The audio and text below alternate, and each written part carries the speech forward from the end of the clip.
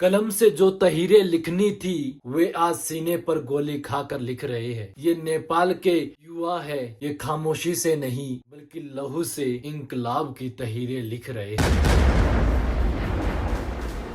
नेपाल की धरती आज खून से सनी हुई है और इसीलिए आज जो शेर कविता ही नहीं, नेपाल की कड़वी सच्चाई दुनिया के आंखों के सामने दिख रही है। जो सच्चाई जिसमें एक नौजवान माथे पर गोली खाकर और छाती पीटकर सत्ता को और फौज को चुनौती दे रहा है, जिसमें नेपाल का बच्चा माथे पर गोली खाकर और जिसमें नेपाल के आम आदमी सड़कों पर नंगे होकर सत्ता को खुलेआम चुनौती दे रहे हैं। क्या ये सरकार भूल गई जिस और जमानी चलती है उस और जमाना चलता है? क्या ये सरकार भूल गई जिस और जनता चलती है उसी और सत्ता को चलना होता है? नेपाल में जो इन दिनों हो रहा है वो सिर्फ एक सोशल मीडिया को बैन करने का कारण नहीं है, बल्कि नेपाल के आजादी से लेकर आए जितनी सरकारें का भ्रष्टाचार, सत्ता अहंकार और उन पीढ़ियों की उम्मीदों का दमन, आर्थिक तबाही, इन सब का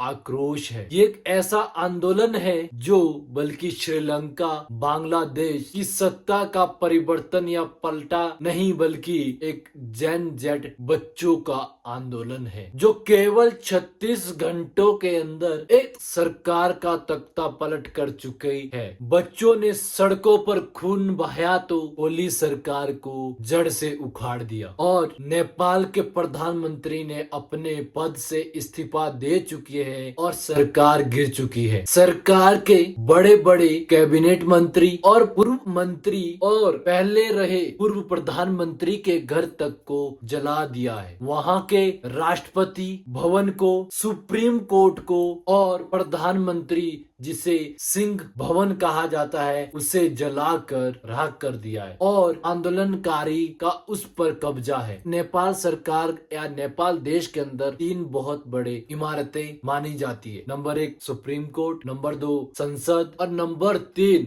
जो प्रधानमंत्री का भवन है जिसे सिंह भवन कहा जाता है। और इन तीनों भवन पर प्रदर्शनकारियों का कब्जा है और इन कब्जों ने इन्होंने वहां पर रह रहे प्रधानमंत्री, कैबिनेट मंत्री, उनके घरों को भी जलाकर राख कर दिया है, वहां पर तोड़ फोड़ कर दी है। ये आंदोलन एक सोशल मीडिया एक बहाना बना, सोशल मीडिया बैन करने का एक बहाना बना, बल्कि वहां के बड़े बड़े पदाधिकारी और वहां के कैबिनेट मंत्री, वहां के कॉर्पोरेट पर बैठे बड़े बड़े पदाधिकारी, उनके बच्चों का जो कि एक हैश भी चला हुआ है नेपो बेबीज, उनके बच्चों की लाइफस्टाइल को देख करके, उनके बच्चों का रहन सहन, उनके बच्चों के महंगी घड़ियां, कार वगैरह को देख करके वहां की जेन जी जनरेशन बहुत अंदर से उबली हुई थी उनकी लाइफस्टाइल को देख करके। इसीलिए ये आंदोलन इस टाइम पर बहुत जरूरी है और अभी ये सिर्फ नेपाल के अंदर है। अगर देखा जाए ये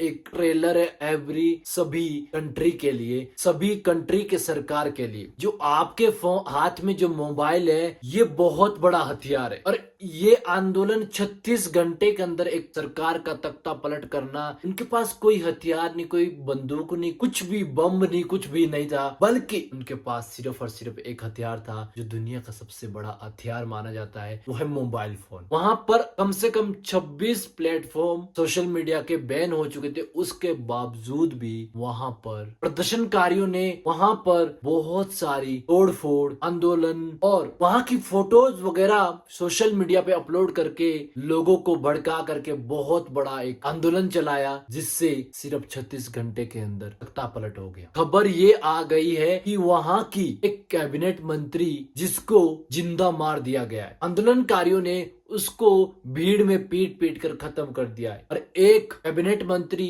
जिसको भागने पर उसको थप्पड़ मार मार के गलियों में भगा रही है। ये सभी देश के मंत्रियों को और भ्रष्ट सरकार को सीख है कि जनता के साथ गलत नहीं करना चाहिए, जिससे जब सर से पानी बहा हो जाता है तो सत्ता के लोभी को या सत्ता पर बैठे लोगों को मिटाने में एक पल नहीं लगता है। वहां की एक खबर है कि क्योंकि एक बच्चा स्कूल जा रहा था उसे गोली मारकर मारा गया, एक जूते पर खून से सना हुआ एक तस्वीर नहीं पर एक आईना दिखाता है। और जो जहाँ की जनता भूखी नंगी सो रही है पर सत्ता ऐश आराम से महलों में नींद ले रही है, वहाँ के इस आंदोलन ने एक दुनिया को बहुत बड़ी और बहुत कड़वी सच्चाई बता दी है कि जो सरकार भ्रष्ट और लोगों पर अत्याचार करेगी उसे जनता एक क्षण भर, एक पल में बर्बाद करने में वक्त नहीं लगाएगी। वहां के राजा शाह ने